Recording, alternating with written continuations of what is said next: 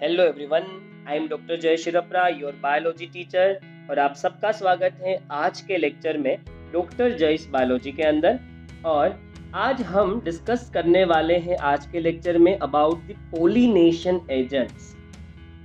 हम बात कर रहे हैं उन एजेंट्स की जो पोलन ग्रेन का ट्रांसफर फ्लावर के एंथर से स्टिग्मा की तरफ करते हैं। पोलन ग्रेन्स को मीडिएटर चाहिए। मोस्ट ऑफ द प्लांट्स की जो पोलन ग्रेन्स है उनको एक मीडियम चाहिए, मीडिएटर चाहिए जो पोलन ग्रेन्स को स्टिग्मा तक पहुंचा सके, क्योंकि पोलन ग्रेन्स कैरी कर रहा है मेल गैमेट्स और हमें उन मेल गैमेट्स को स्टिग्मा तक पहुंचाना है। तभी तो वो पोलन ग्रेन पोलन ट्यूब के जरिए मेल गैमेट्स को ओव्यूल के अंदर जो ओवम इंतजार कर रहा है मेल गैमेट्स का वहां पहुंचा पाएगी। तो जरूरी है इन सब के लिए पोलन ग्रेन का ट्रांसफर। मोस्ट इम्पोर्टेंट ऐसा माना जाता है कि ये इवेंट है पोलिनेशन, क्योंकि अगर पोलिनेशन ही नहीं होगा, पोलन ग्रेन स्टिग्मा के तरफ ट्रांसफर ही नहीं होगी, तो फर्टिलाइजेशन होगा नहीं, ना सीड्स बनेंगे ना फ्रूट्स बनेंगे। इसलिए मोस्ट क्रूशियल इवेंट मानी जाती है पोलिनेशन। और पोलिनेशन एजेंट्स को समझना इसलिए ज़रूरी है क्योंकि ये एजेंट्स है तभी तो पोलिनेशन प्रॉपर तरीके से होता है। अदरवाइज पोलिनेशन एजेंट्स के विदाउट पोलन ग्रेन्स को एंथर की तरफ ले कौन जाएगा। तो पोलन ग्रेन्स को ट्रांसफर करने के लिए जो एजेंट्स है उनको हमने डिवाइड किया है दो पार्ट में। एबायोटिक फैक्टर मतलब जो नॉन लिविंग है उनमें हम लोगों ने इंक्लूड किया है विंड एंड वाटर पोलिनेशन को, क्योंकि विंड भी नॉन लिविंग है मतलब एबायोटिक है, वाटर भी नॉन लिविंग मतलब एबायोटिक है। तो एबायोटिक मतलब नॉन लिविंग फैक्टर्स जो पोलन ग्रेन्स को एंथर से स्टिग्मा की तरफ ट्रांसफर करते हैं। विंड पोलिनेशन कहेंगे, वाटर पोलिनेशन कहेंगे ऐसे पोलिनेशन को। पर most of the plant species जो है वो लिविंग ऑर्गेनिजम्स के जरिए ही अपनी पोलन ग्रेन्स का ट्रांसफर करती है, और इसको हम एबायोटिक एजेंट्स कहेंगे, लिविंग एजेंट्स कहेंगे जो पोलन ग्रेन्स का ट्रांसफर करते हैं, और वो होते हैं एनिमल्स। तो most of the plants mostly animals पे डिपेंडेड है ट्रांसफर करने के लिए पोलन ग्रेन्स को। तो सबसे पहले हम देखें तो पोलन ग्रेन्स को ट्रांसफर करने वाले एजेंट्स कौन कौन से, ये हमने देखा एबायोटिक एंड बायोटिक फैक्टर्स। हमने देखा कि majority of plants use biotic agents for pollination. Majority plants जो है वो बायोटिक एजेंट्स को यूज करते हैं, लिविंग ऑर्गेनिजम्स को यूज करते हैं। हमने कई बार सुना है कि एनवायरनमेंट के जो एबायोटिक एंड बायोटिक फैक्टर्स है वो आपस में इंटरेक्ट करते रहते हैं। हम लोग डिपेंडेड है wind, water, soil, light, temperature जैसे बायोटिक फैक्टर्स के ऊपर, और हम लोग इवन डिपेंडेड है लिविंग ऑर्गेनिजम्स के ऊपर। विदाउट प्लांट्स हम अपनी लाइफ को सरवाइव नहीं कर सकते। तो यहाँ पर भी ठीक वैसा है, ये एक तरीके का कनेक्शन है लिविंग ऑर्गेनिज्म का एबायोटिक फैक्टर के ऊपर और लिविंग ऑर्गेनिज्म का दूसरे लिविंग ऑर्गेनिजम्स के ऊपर। तो हमने देखा दो तरीके के एजेंट्स हो सकते हैं, लिविंग एंड नॉन लिविंग, जो पोलन ग्रेन्स का ट्रांसफर करेंगे। सबसे पहले हमें देखना है एबायोटिक फैक्टर्स मतलब विंड और वाटर किस तरीके से पोलन ग्रेन्स को ट्रांसफर करते हैं।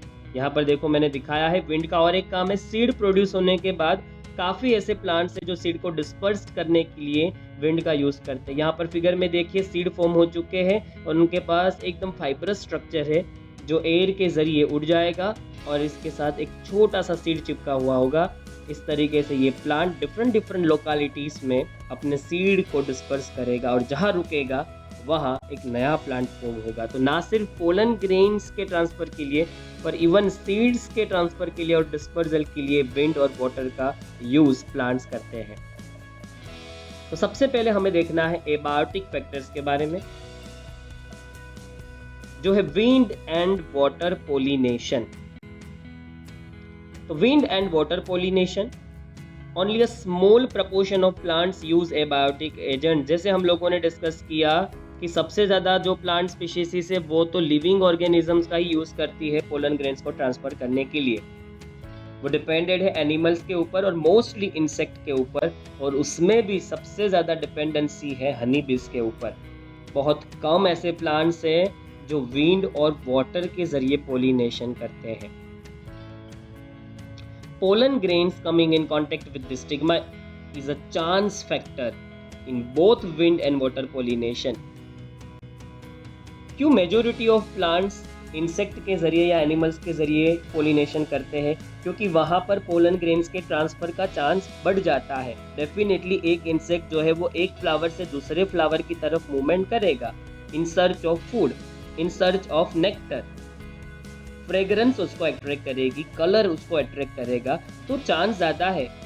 जो एयर है और वाटर है वो इस तरीके से विजिट नहीं करते फ्लावर को।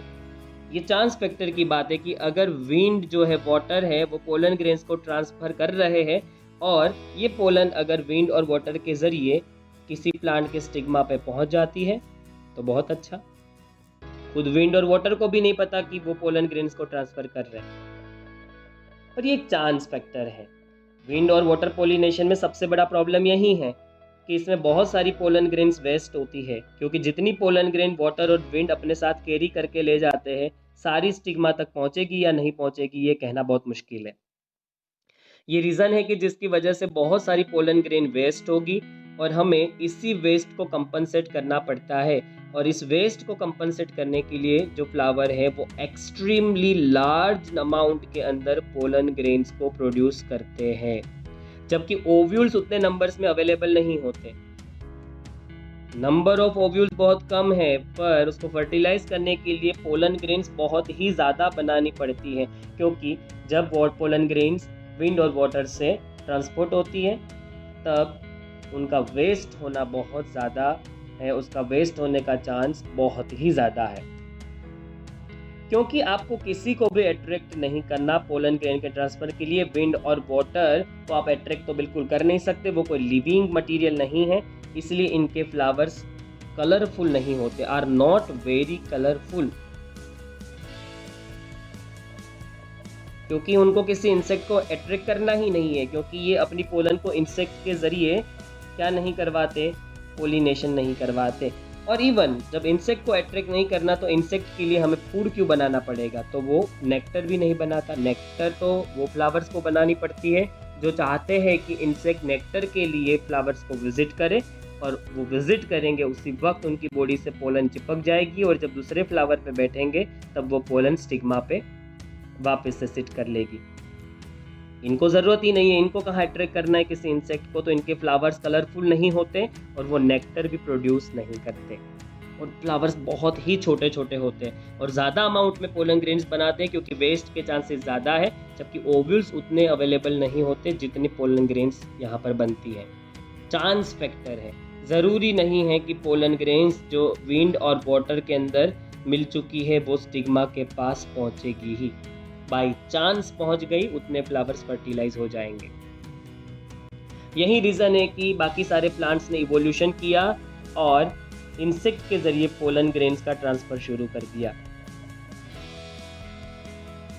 सबसे पहला टॉपिक हमारा पोलिनेशन एजेंट में है एयर पोलिनेशन। एयर के जरिए पोलिनेशन कैसे होता है वो हमारा सबसे पहला टॉपिक है। हम लोगों ने देखा कि एयर और वाटर पोलिनेशन के कुछ ड्रॉबैक हैं। चलिए अब देखते हैं डिटेल में एयर पोलिनेशन। हमने देखा कि एबायोटिक फैक्टर के अंदर दो तरीके के पोलिनेटिंग एजेंट है। एक हो सकता है हवा से पोलिनेशन, एयर पोलिनेशन, एक है वाटर पोलिनेशन। पर इन दोनों में से वाटर पोलिनेशन एक्सट्रीमली रेयर है, जिसका मतलब होगा कि जो भी प्लांट्स एबायोटिक पोलिनेशन करते हैं उनमें एयर पोलिनेशन ज़्यादा कॉमन है। सारे प्लांट्स में कॉमन नहीं है। जो एबायोटिक पोलिनेशंस करते हैं उनमें हवा से होने वाला पोलिनेशन कॉमन है। इसका मीनिंग ये हुआ कि हवा और पानी, एयर एंड वाटर से होने वाले पोलिनेशन में एयर पोलिनेशन ज़्यादा अमाउंट में होता है।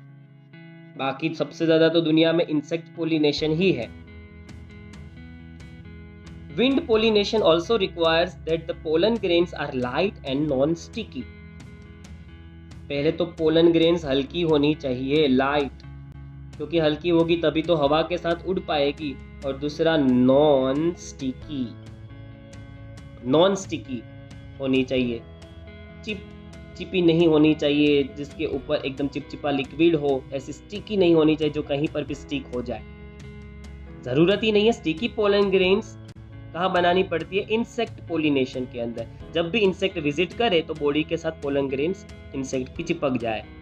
यहाँ तो हवा में आपको पोलन ग्रेन्स को उठाना है, इसलिए लाइट और नॉन स्टिकी होनी चाहिए।